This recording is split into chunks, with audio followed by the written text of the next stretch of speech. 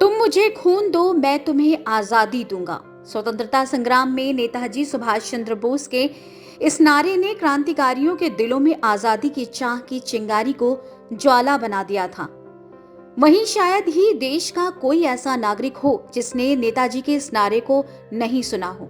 बता दें कि आजाद हिंद फौज के संस्थापक नेताजी सुभाष चंद्र बोस की जयंती को इस बार केंद्र सरकार पराक्रम दिवस के रूप में मना रही है। वहीं देवभूमि उत्तराखंड से भी नेताजी और आजाद हिंद फौज का गहरा नाता रहा है, जो इतिहास के पन्नों में अमर है। बता दें कि नेताजी सुभाष चंद्र बोस गढ़वाली सैनिकों को बहुत पसंद करते थे।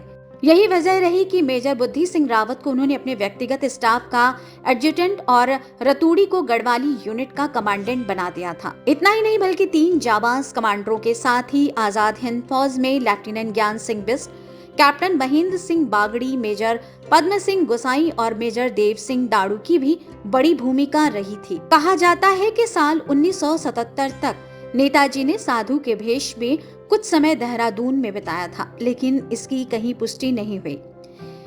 यही नहीं, उत्तराखंड से नेताजी का लगाव इसलिए भी है क्योंकि आजाद हिंद फौज बनाने के दौरान उन्हें देहरादून के राजा महेंद्र प्रताप सिंह और पेशावर कांड के हीरो चंद्र सिंह गढ़वाली से ही प्रेरणा मिली थी, जिसके बाद गढ़वालियों की 2 बटालियन को आजाद हिंद फौज में शामिल किया गया था।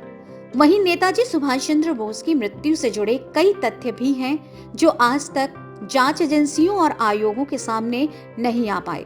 ऐसे में उनका अपने जीवन काल की अंतिम लड़ाई में उत्तराखंड कनेक्शन को लेकर इनकार नहीं किया जा सकता। हालांकि नेताजी सुभाष चंद्र बोस ने 21 अक्टूबर 1943 को सिंगापुर में आजाद हिंद सरकार का गठन किया था, जिसके बाद फिर उस सरकार की राजधानी को 7 जनवरी 1944 को सिंगापुर से रंगून स्थानांतरित किया गया। लेकिन इससे पहले आजाद भारत की निर्वासित सरकार का गठन राजा महेंद्र प्रताप ने काबुल में 1915 में कर दिया था, जिसके प्रधानमंत्री बरकतुल्लाह थे।